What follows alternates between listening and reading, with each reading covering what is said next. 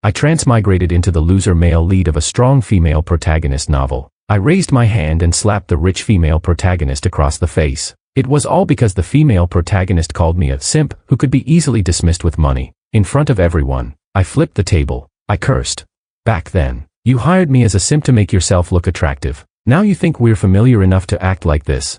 Look at how long it's been since you last paid me. The female protagonist was stunned by my words. She said irritably, "Stop spouting nonsense." The next day, the school forum became the hot topic. Willow's rich and beautiful persona collapses as she turns into a deadbeat who refuses to pay her debts. Chapter 1. I transmigrated into the loser male lead of a strong female protagonist novel, tasked with helping him make a comeback. The female protagonist, Willow, got drunk at a nightclub and asked me to pick her up. I braved the rain and went. Her friends, gleaming with excitement, praised.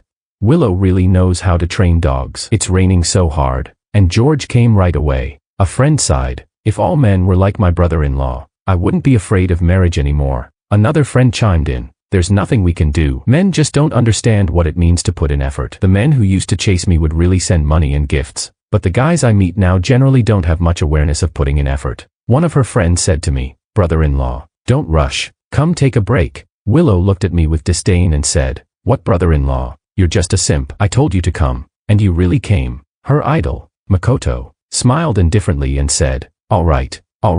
It's not easy for anyone. Don't make fun of George. Let him go back. It's raining so hard. What if he catches a cold?" "Oh, so you're treating me like a dog now?"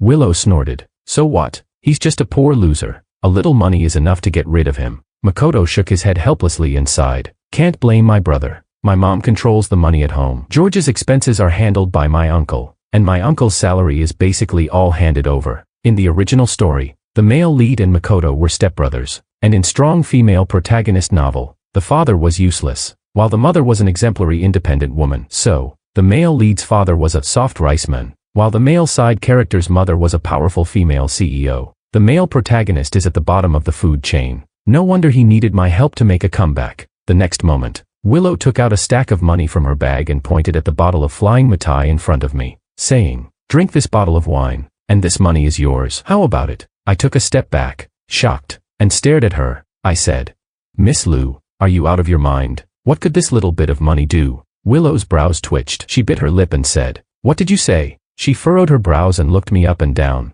probably thinking this was just another one of my tactics to get her attention. I shook the rain off my clothes, grabbed a chair, and sat down opposite her. I said, "We agreed at the beginning that you'd hire me as your simp to prove your charm. Our relationship is purely contractual, but you haven't paid me in months. Take today. For instance, I came in the rain to find you, and I deserve at least 100,000 as overtime pay. Drinking alcohol is bad for health, so a 50,000 bonus is really cheap, right? And Makoto is here too, with that mouth of his, like a sewage drain. I've had to endure his verbal humiliation. Isn't 88,000 reasonable for emotional distress?" And yet, I reached out to take the money she had just prepared to hand me, and began counting it with a swish swish swish, my 10 fingers blurring as I counted. I said, "Less than 20,000. Are you treating me like a beggar? When you asked me to help you, what did you say?"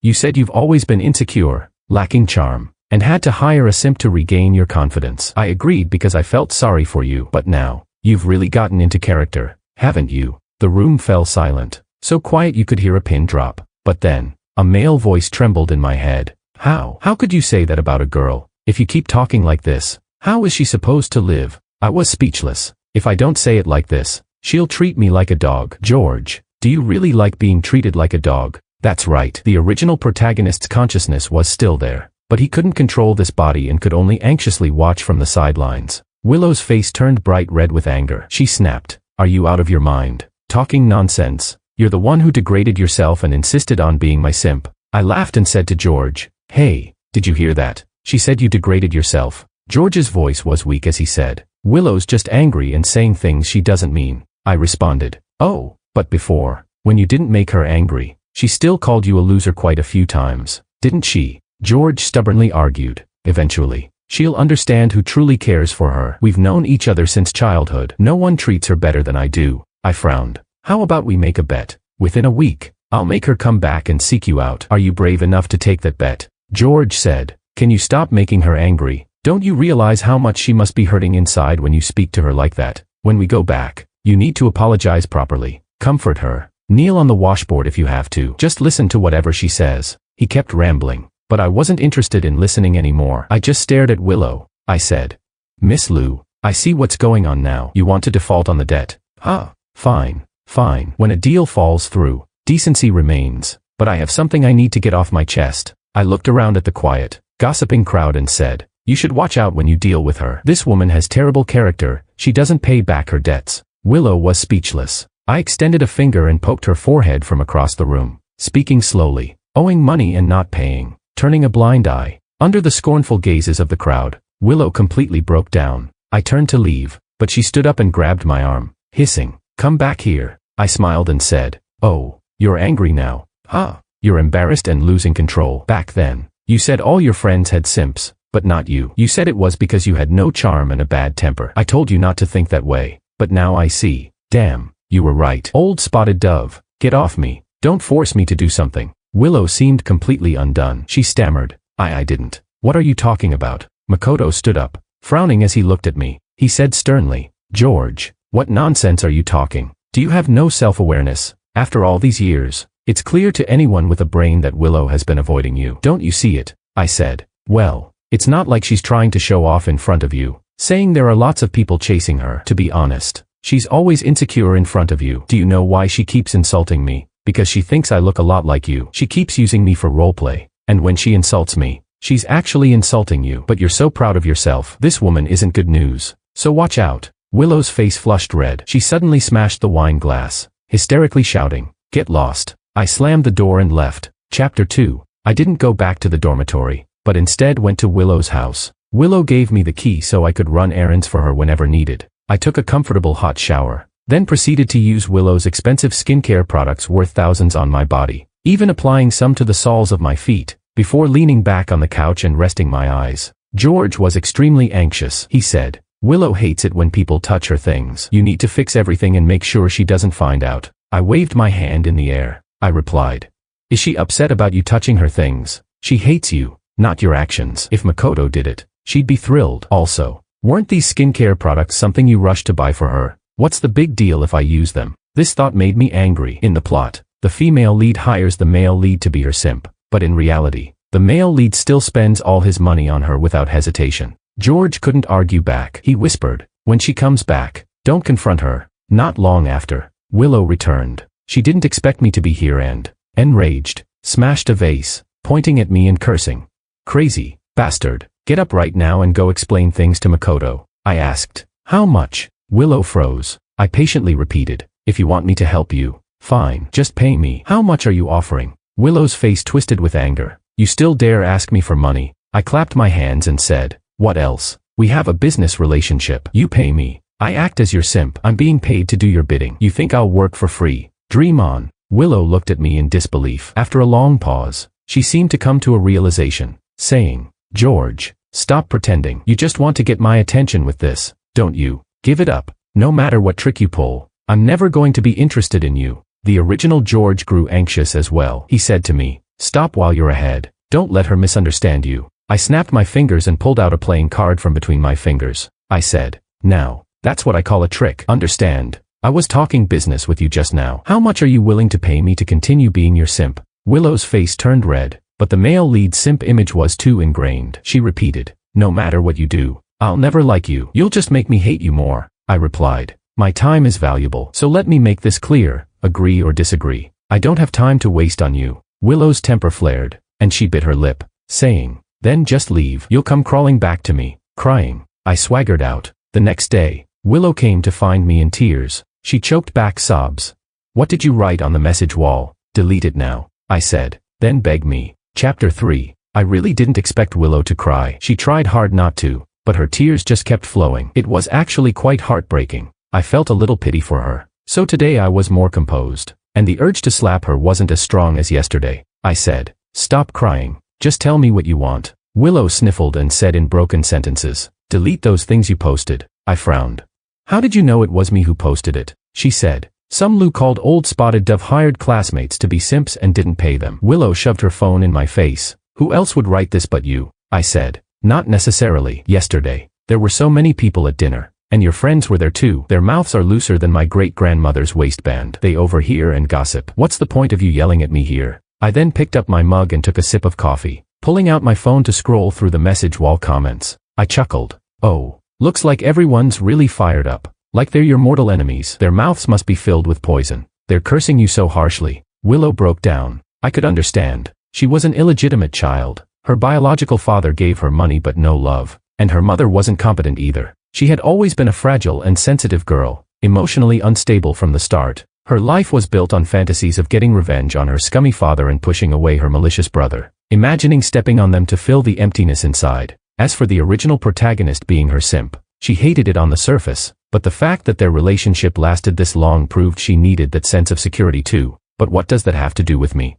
Instead of understanding her, I understand myself more. I'm driven by greed, obsessed with money, and self-interested. I only care about my own benefits. So what if she lacks love? I'm the one who's truly pathetic, lacking money. Sitting here drinking coffee with this dumb girl makes me feel like I'm dirtying my own eyes. With that thought, I closed the message wall and opened a short video, scrolling through clips of beautiful women doing suggestive dances. Willow slammed the table. What will it take for you to explain things clearly? Fine. I'll admit I'm your girlfriend. Will that work? The original George was overjoyed. Quick, agree. I poured half a cup of coffee directly onto Willow's head. I yelled, "Shut your filthy mouth. Who wants someone like you? A cheap piece of crap. As a girlfriend." George was speechless. The people around us began to gossip, some recognizing her as the main character from the message wall, and started filming with their phones. Willow hurriedly wiped her face with a tissue, trembling with rage. She bit her lip. "Then what do you want?" I said. "You pay me. I do the work. It's a service with a clear price." Willow finally understood reality, puffing up with anger. "How much?" I asked. "How much is your rich girl persona worth?" Willow didn't expect me to respond like this. She paused for a moment, then quickly adjusted her expression. 10,000 is enough, right? I burst out laughing and patted her shoulder. I said, "Is this even reasonable?" The fake socialite still knows the saying, "You can't catch the wolf without losing the sheep." You think 10,000 yuan can settle this? Oh, you're just bullying me because I've read books and have good manners. Otherwise, I'd have ripped you apart with my words. I opened my phone, transferred half the money for her coffee. I said, "Since we each drank half of the coffee, let's split it." Then, I stood up and walked away, with the attitude of someone who didn't care about anyone. Chapter 4. The message wall updated again. Simp actor demands payment. Angrily throws coffee at the deadbeat. It wasn't me who posted it. Who knew that today's college students love gossip so much? I was just as surprised. When Willow came to find me the second time, she was clearly a lot more humble. She got straight to the point, saying, "How much do you want?" I tapped the table and asked, "How much can you offer?" Willow stammered, 200,000. No more. I nodded, 200,000. And I'll help you explain to Makoto that I love you but can't have you. So I'm slandering you. Willow, frustrated, asked, "Just explain to him." I shrugged. "Isn't he your idol? Your relationship is worth that much, isn't it? If not, I'll leave. Don't bother me." Willow grabbed my sleeve and handed me a card. I pushed the card back. I said, "No need for the card. Just transfer the money to me. Here, sign this contract, and I'll go get the invoice for you later." Willow frowned. "Fine." Honestly, I didn't think she had the brains to flip this on me and send me to prison. But in our relationship, I had to be cautious with her. The original George watched the whole thing, wide-eyed. He asked, "How can you extort her?" I replied, "She's been using you as a simp, so why can't I extort her?" George responded, "She's been pampered her whole life. It's normal for her to be a little spoiled. If you give her your heart, she'll eventually understand that I'm the one who truly loves her."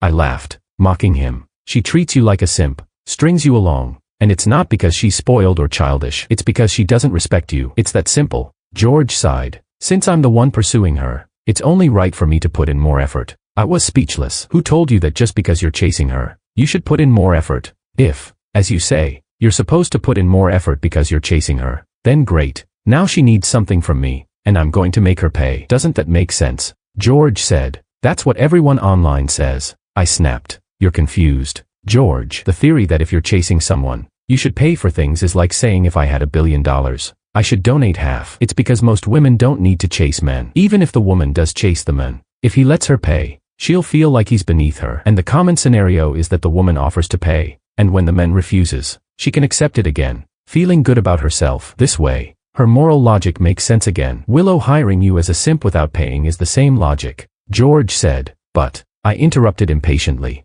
Remember this, chasing someone doesn't mean you owe them. If you don't like them, you can reject them. If you like them, you wouldn't feel good about making them pay. Not rejecting someone you don't like while guilt-tripping them into paying for you is called emotional manipulation. So, since she agreed to pay, I'll never say it's unnecessary. This way, she'll see whether this situation is reasonable or not. If you keep giving without question, she'll never understand this lesson. George wanted to say something else, but after looking at his account balance, he was left speechless. After a long pause, he finally said, "Don't spend that money recklessly. Her birthday is coming up. Save it for a gift for her." I was pissed off. I immediately opened a shopping website and cleared my shopping cart with one click. George was shocked. "Why are you buying so many things?" I replied. "If you like being a simp, that's your business. Now that I'm in control of this body, I'm not going to let myself lose out. I earned this money through my own efforts, so don't make a fuss." With that, I headed straight to the mall, bought a whole new wardrobe, and even booked a full-body massage. I stood up,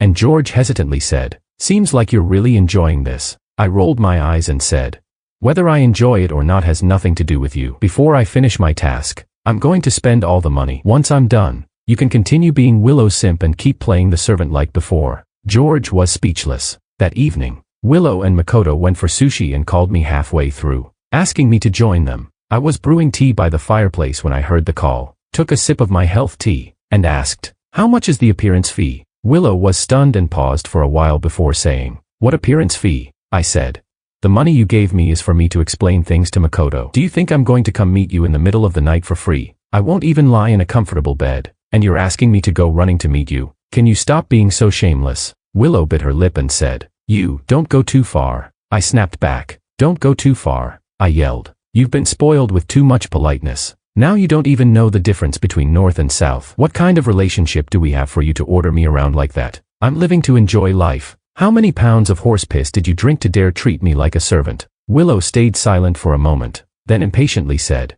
"Fine, I'll give you 50,000. Hurry up and come." I asked, "And what happens when I come back?" I tapped the table. "It's so late. The dorm will be locked by the time I get back. Are you going to have me sleep on the street? 5,000 for going, and 6,000 for coming back. Hurry up and transfer the money to my Alipay, and the hotel room costs will be paid separately. If I don't get the money, I won't just post this on the campus message wall this time." Willow was quick to comply. 2 minutes later, I received a transfer of 110,000 through Alipay. George asked, "Why did she pay so quickly?" I replied, "It's useless trying to reason with someone like her. She won't listen to a normal conversation, but if you curse at her, she'll behave." George thought for a moment and said, "So you mean, if she's unreasonable, you don't need to be polite?" I let him figure it out for himself and took a taxi to the address Willow gave me. Willow and Makoto were eating sushi. I walked up to Makoto and said condescendingly, "Why didn't you tell me you were having dinner?" Makoto smeared shit on his mouth, and as soon as he speaks, it's nothing but dirty words. He cursed. "Son of bitch, what the hell are you doing here? You bastard. Have you gone crazy from being poor? You've lost all your dignity for money. Aren't you Willow's hired simp? What does our meal have to do with you?" I grabbed Willow by the arm like a chicken and lifted her up. I asked, "Tell him what our relationship is." Willow, confused, asked, "What relationship?" I laughed and said, "I love you but can't have you, so I want to force you to be mine. That's our relationship." Willow, still not following, nodded dumbly and said, "Yeah, that's the relationship." Makoto looked at us suspiciously and asked, "Then why did you say she paid you to be her simp?" I replied, "So what? This is how we domineering losers are. If we can't have something, we slander it. Remember that day when you believed it? One less competitor." Makoto was speechless. He looked at Willow, but no matter what, he couldn't find the previous sense of superiority. He said, "Willow, I don't like him. Don't let him bother you anymore." Willow mimicked like a parrot, said, "Don't come bother me anymore." I replied, "You want me to eat shit? I won't even spare you if I'm a ghost." With that, I turned around and left, heading to a nearby 5-star hotel to book a room. In the middle of the night, I got a call from Willow. Her voice was trembling as she asked what I was doing. George, excited, said, "Does she want to have a heart-to-heart with me? This is the first time she's spoken to me like this." I answered the phone and said, "Oh, did you not get to be with Makoto and now you're falling apart? Am I your emotional garbage can? Why don't you think about sharing your good news with me? Do I owe you something?" This time, Willow responded obediently. She said weakly, "I'll give you money." George was speechless. Chapter 05. Willow transferred the money. After receiving it, I spoke in a calm tone. "Say what you want to say." Willow started rambling on about the plot I already knew. She was an illegitimate child, watching helplessly as the legal wife brought people to their door, slapping her mother, leaving her with psychological scars at such a young age. Later, when her mother rose in status, she moved to live with her father, but was ostracized by the other children. Only Makoto stood up to speak for her. I remained silent, quietly listening to her ramble, while in my head, George started to sob. After sharing her childhood trauma and life pain, Willow sighed deeply. She choked up and said, "George, I know you're treating me like this because you're angry with me. I've thought it through. Actually, you've been really good to me. Maybe I can give you a chance. We can try it out." George perked up, excited. "Go confess to her." I sat up, twisted open a bottle of water, took a sip, and cleared my throat. Then, I spoke very clearly. "Where do you get the audacity to ask me to take the bait? Do you think I'm a garbage picker?" Willow became furious and said angrily, "George, don't you dare be so shameless," I retorted. "The shameless one here is you," I sneered. "Look at yourself in the mirror. What is there for me to like about you? Lazy, spoiled, with bad temper, picky eater, can't even wash your own underwear, failing at least 4 subjects each semester, fainting after a few steps in the sun, lacking in every area, morally, intellectually, physically, aesthetically, and in work ethic. What makes you think I would accept you?" She puffed up. "So what? Haven't you been my simp for so long?" I said calmly. "Well, now even I, your simp, am gone." "Willow, you're finished. I don't want you anymore." Willow was speechless. George was also speechless. After a long pause, Willow asked, "Is that really how you think of me?" George panicked and said, "No, no." I said coldly, "Willow, you know very well how trashy you are, right? If you really thought you were as good as you think, why does Makoto treat you like a fish in a tank? Just flirting but never confirming anything with you." Willow was hit where it hurts, but stubbornly said, "It's just because of my background. You think he's like you. He has family values." I laughed. "That's rich. We're family, aren't we? He has family values, but I'm not a garbage dump." Willow lost it. She screamed hysterically, "George, you think you're so great. You're a phoenix man. Before, you kept licking up to me because my family is rich. You liked pretending to be the gentle, warm man. Did you know that every time you tried to please me, I just wanted to slap you across the face if you weren't nice to me? Do you think I'd even bother with you? What do I need from a penniless guy like you?" I laughed loudly. "You don't want to bother with me. So why did you call me in the middle of the night and say we should try something? You don't want anything from me. Then don't accept the things I send you. Isn't it because your backup plan failed, and now you're embarrassed and attacking me? Let me teach you what personal attacks really are," I said.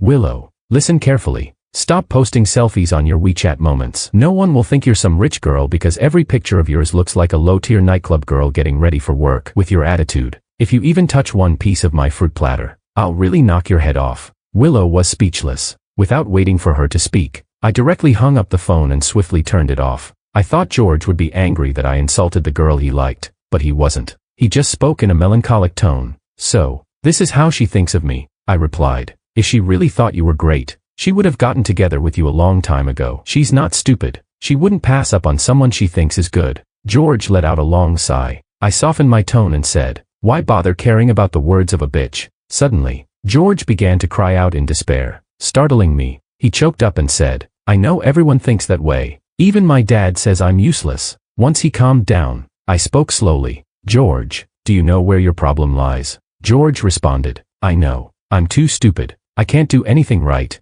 and I always embarrass the people around me." I sighed helplessly and said, "No, your problem is that you always look for the reason within yourself. It's clearly your dad who, in order to please his wealthy wife, can't treat you well, even suppresses you, and you believe everything he says." With that, I opened my phone and searched for a video. It was from the second year of middle school, when George played the piano at the school's evening event. The young boy wore a white shirt, was thin, but had a straight back. Under the spotlight, his gaze was focused, his eyes sparkling like stars. I said, "Remember, after this event, Makoto was angry because you stole his spotlight. The girl he liked passed you a love letter, and he sulked at home for a long time. Your dad, in an effort to please him, stopped your piano lessons and even sold your piano." I then found an account George no longer used and found a video from a few years ago. I said, "This video went viral, with millions of views. Netizens said you were so talented and gave you donations." Makoto, furious, reported you to your dad, saying you weren't focused on your studies. Without a second thought, your dad deleted your account. I then opened a WeChat post from George's dad, showing a family photo. Makoto was dressed in designer clothes, with a Patek Philippe watch gleaming on his wrist, while George wore a tracksuit, his expression stiff, his eyes dull. How could George, raised in such an environment, not feel inferior? How could he not suffer from inner turmoil? The reason he liked Willow was because he felt a subtle, mutual understanding between them, but he had long been worn down, losing basic judgment, believing any spiritual condemnation others threw at him. Thus, being a simp and accepting abuse was never his intention. He just thought the only way to receive love was to give all of it. He believed love had to be earned through hardships. I explained all this to him, and in my mind, George gradually calmed down. I closed my eyes, and I could see him locking himself in a small dark room, curled up in a ball. George, do you still believe that Willow's evaluation of you holds any credibility? George took a deep breath and quietly said, maybe not. I smiled, knowing that this was the beginning of his transformation. By taking control of his body to help him counterattack, it wasn't a true reversal. The real change would come when he altered his own thoughts. Chapter 06. After that day, George stopped stopping me from spending money, and instead, he would discuss with me how to spend it most appropriately. Gradually, I noticed that George seemed to have regained some control over this body, but he still lacked confidence, only saying, "You're doing better than me." I got angry and said, "This is your body and your life. Do you think it's like playing an online game and hiring a boost?" So, I enrolled him in piano lessons and told George to get out and attend. George, regaining control of his body, was very happy. After his first piano practice, he was so excited that he couldn't sleep all night. The teacher praised his playing, saying it was a shame he had wasted these years. While I was thinking of ways to comfort him, he reassured the teacher instead, "It's never too late to start." His once thin face was now illuminated by the sun, glowing with vitality. I started doing social media content, using piano music to create abstract voiceovers for skits.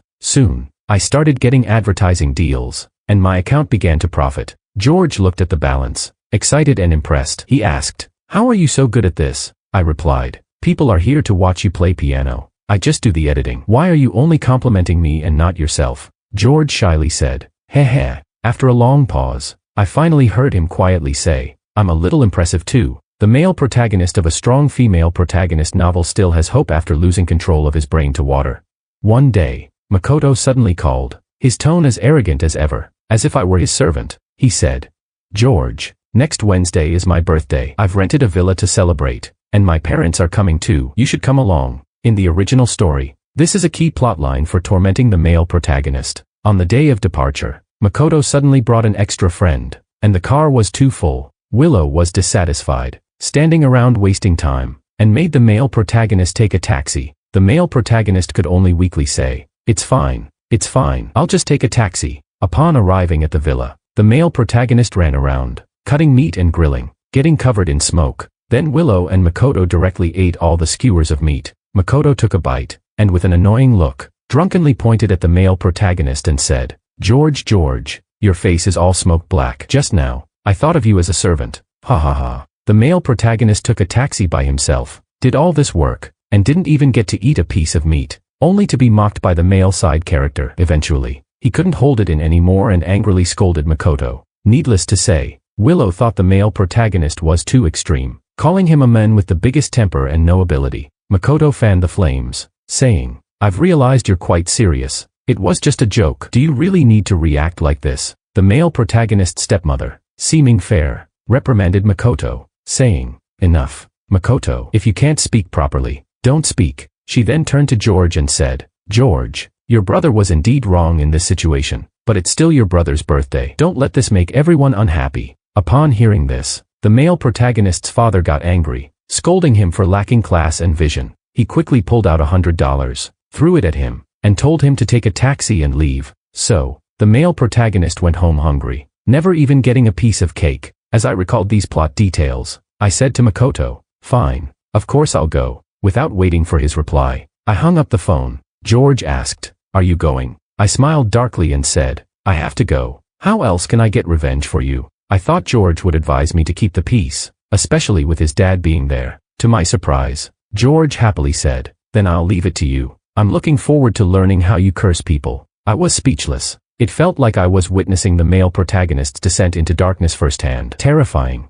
Chapter 07. On Makoto's birthday, I met up with him and the others downstairs at the dormitory as planned. As soon as Makoto saw me, his expression froze. He looked me up and down several times, furrowing his brows. I adjusted my high-end tailored coat and shook my left wrist, showcasing the Rolex in my right hand. I held his gift. I smiled and said, "Happy birthday." I cheerfully handed him the gift bag, saying, "Here, for you." Makoto hesitated for a moment, taking the bag. He scratched his head, clearly uncomfortable. He tightly gripped his phone and couldn't help but ask, "George, where did you get the money for all this? You didn't borrow from a loan shark, did you?" Before I could respond, a girl beside us gasped softly, "Ah, are you brave, George? I'm your fan." She came over to ask for a photo, and I happily complied. Makoto asked, "What fan?" The girl showed him my account and said, "He's been really popular lately. Is this your brother?" "Wow, Makoto, your brother is amazing. He's already getting big brand deals." Makoto looked at my account,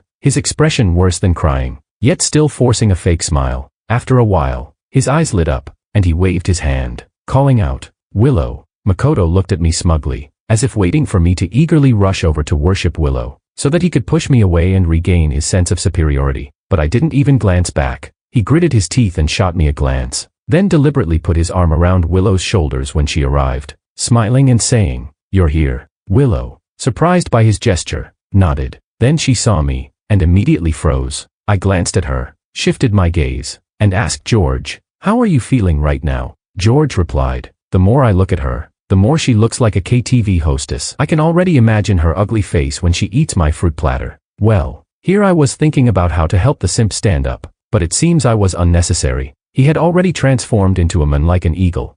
Willow stared at me for a while, and Makoto cleared his throat twice. Only then did Willow snap back to reality. She rolled her eyes and said, "George, why do you act so pretentious? It's Makoto's birthday, and you come here flaunting your wealth, stealing his spotlight." I replied in confusion, "No way, no way. I wear this every day. You think I'm showing off my wealth? That doesn't sound like something Miss Lu would say." Willow was speechless. Her face turned red, and she pulled out her gift to give to Makoto, saying nothing more. Makoto's smile was more painful than crying. After all, what she had said implied that I had indeed stolen Makoto's thunder. Once everyone had arrived, just as in the plot, someone else showed up. Makoto looked at me and pretended to be helpless, saying, "George, with one more person. There's no room in the car. Why don't you just take a taxi?" I took out my car keys and waved them in front of him, saying, "It's fine. I'll drive myself there." Makoto froze and asked, "You bought a car?" The girl who had just called me a fan excitedly said, "Senior, if you're driving, can I ride with you?" I walked with her toward the parking lot,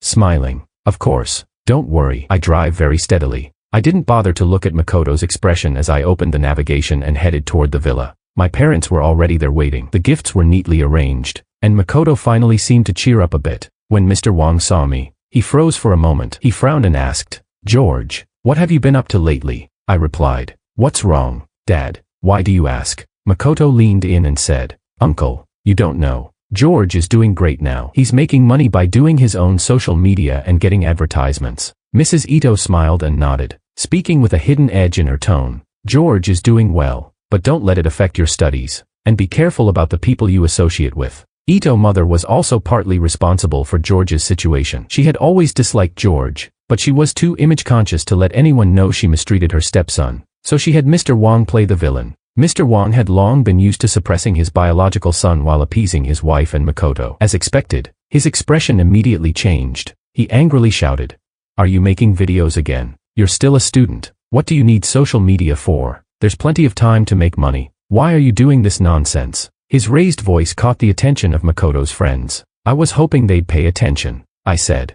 "Sorry, Dad. I didn't know earning my own living expenses would make you this angry. I've just been really envious of Makoto. He has so much money for his living expenses. He has a driver to take him everywhere, and he buys whatever he wants." I sighed, continuing, "You give me so little for living expenses. If it weren't for that, I wouldn't have thought about making my own money." "Dad, I'm really sorry to trouble you." Mr. Wang's face turned red as I exposed his shortcomings, and he angrily retorted, "What does it have to do with you comparing yourself to Makoto? Have I ever let you starve?" I feigned an innocent look and said, "But I barely have enough for food and drink. I spent all my living expenses on medical bills for the flu, and you told me to be frugal. That month, I didn't even have enough to eat." "I'm not comparing myself to Makoto. His living expenses are covered by Auntie. Mine are from you. I know there's no point in comparing." The onlookers were watching our drama, and someone whispered, "This isn't right, is it? Seems like once there's a stepmother, there's also a stepfather. How could a son's living expenses still be lacking?" Mr. Wang was too embarrassed and angry to retort, You, but he couldn't figure out where I had gone wrong. "If he doesn't give me money, then I make my own. What's the problem?" He was so angry he was panting. and Ito mother gently patted his back, saying, "Old Wong, calm down, what's going on? The kids' friends are here." Mr. Wong snapped back to reality, forced a smile, and instructed, "Go do something useful." He expected me to run around like I do at home, working like a horse. I couldn't care less. With a lively tone, I said, "All right everyone, let's start preparing the barbecue. I'll go wash the vegetables. Who wants to join me?" The younger girl raised her hand first, and soon several other students followed suit. Everyone got to work, and Mr. Wong and Ito mother, feeling awkward about just sitting on the sofa waiting to eat, reluctantly helped set the table. Everyone worked together, and soon we were eating and drinking, the atmosphere improving significantly. Makoto began opening his gifts, and finally, a smile appeared on his face. When he opened mine, he found a PS5. He nodded reluctantly, indicating his satisfaction. Just as he was about to put it back, he suddenly noticed large scratches all over it. Makoto was furious. "George, did you get me a second-hand piece of junk as a gift?" Mr. Wong also looked at me, his face full of displeasure as he thought I had embarrassed him. He angrily shouted, "George, is this how your dad teaches you? You make money, and you're still so stingy." I responded, "What? On my last birthday, didn't you give me Makoto's old phone as a gift? I thought this was just a normal thing in our family." Mr. Wong's face turned red, frozen in place. When George was in his second year of high school, he received a phone as a birthday gift, and he was ecstatic. But when Makoto passed by, he casually said, "This is the one I used. I couldn't be bothered to sell it as second-hand. If you like it, just take it." Mr. Wong stood awkwardly, but because he didn't want to upset Makoto, he didn't comfort his own son. He only said, "You've been given it. Just use it." Today, the boomerang came back to hit him, and he clenched his fists tightly. He said, "How can it be the same? Today is Makoto's birthday." I laughed.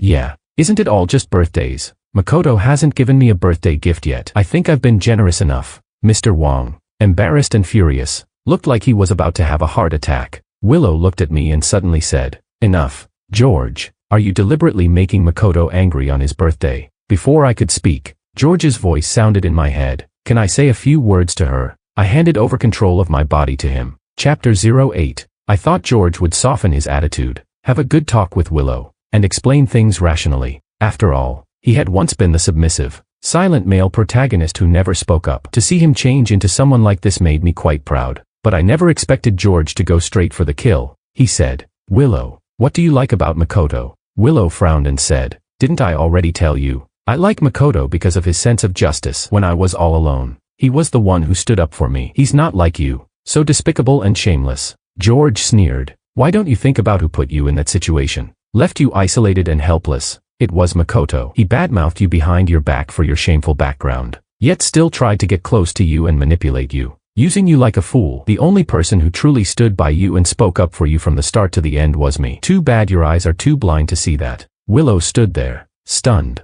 George finished his beer, stood up, and said to her, "I have a phobia of giant things. I'm afraid of big idiots. You guys enjoy your meal. I'll be leaving now." With that, he stood up and walked away, leaving without a trace of care. I was in tears. The mute male protagonist finally found his voice, and what he said pierced to the heart. Before he got into the car, he handed control of the body back to me and asked, "How did I do just now?" I clapped my hands loudly and said, "Take away the highest and lowest scores, and you get an average of 10 points. You're allowed to be proud." Chapter 09. After returning home, I naturally received a barrage of calls from Mr. Wong. It was hilarious. Who cared about him? I didn't block his number, just muted it and didn't answer. The thought of him angrily stomping his feet on the other end made me happy. A soft man who uses his own son as a stepping stone to please a rich wife. What a joke. George and I collaborated on a video, the topic being bizarre families and personal growth. That's the good thing about doing social media, you can turn any shitty situation into material to make money. As expected, the video went viral. Someone dug up a video of George playing a dreamy piece in middle school, stunning everyone. It perfectly matched the fact that he hadn't touched the piano in years, just because his biological father wanted to please his stepson. People sighed in regret. George truly had a lot of talent back then. Mr. Wong was doxxed, and his social media accounts were flooded with scathing comments. The criticisms were brutal and unrelenting. He broke down and called me hundreds of times, but I just didn't answer. He sent me angry texts, and I replied, "Thanks, Dad, for the material. I can make another video now." He didn't dare to scold me anymore. It was so funny. That video had 3 ads embedded,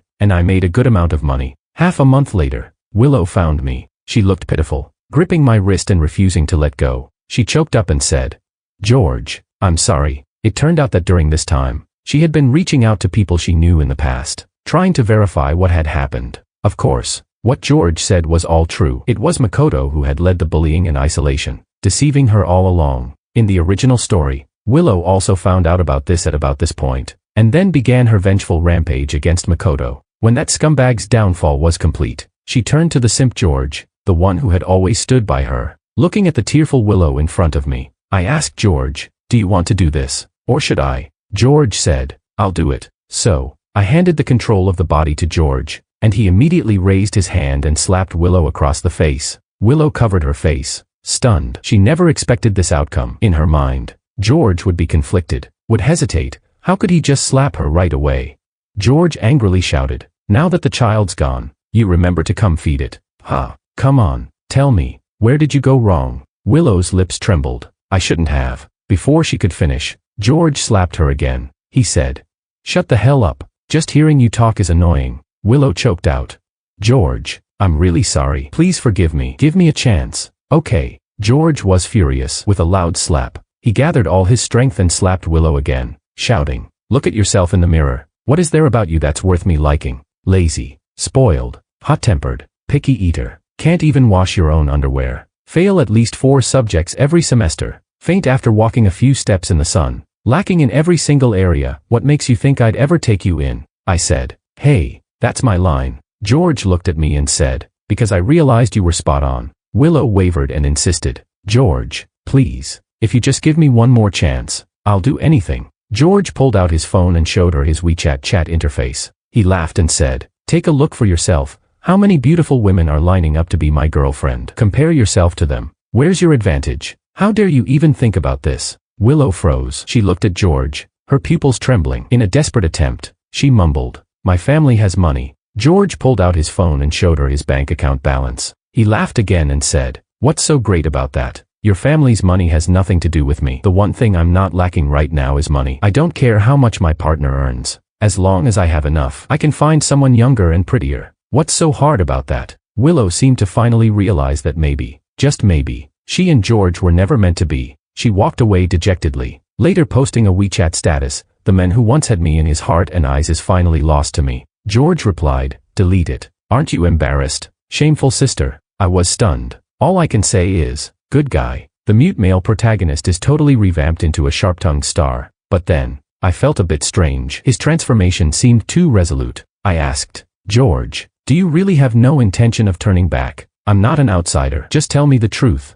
George replied, "If I turn back, wouldn't I be betraying all the things you've done for me?" I was speechless. As shocked as I was, it somehow made perfect sense. He was still that male protagonist who cared deeply about how others felt and was always considerate of others. Only now, that person was me. So, this outcome was destined to not let him down. Chapter 10. My task was completed, and I could leave at any time, but George was reluctant to let me go. So, I stayed for a few more months. After all, there was still a show to watch, and I was happy too. Mr. Wang became completely infamous. Everyone knew he was a softman who used his son as a stepping stone. The rich woman found him embarrassing and divorced him. He didn't get anything from the divorce, so he came to find George. George told him he could sue for alimony. He became furious and humiliated, crying loudly in the street. George took out his phone and recorded the whole thing. Another fresh piece of material for a new video, making lots of money again. Makoto also became a famous figure at school. Everyone knew he had bullied George, and his social life was in shambles. He didn't even want to live in the dorm anymore. No one wanted to hang out with him. So he went to a bar and met a young beauty. The beauty got pregnant by accident and tricked him into thinking he was in love. He went home to tell his mom he wanted to marry her, but it turned out to be a trap. The woman was a professional scammer. She took him to gamble, and he lost a lot of money, expecting his mom to clean up the mess.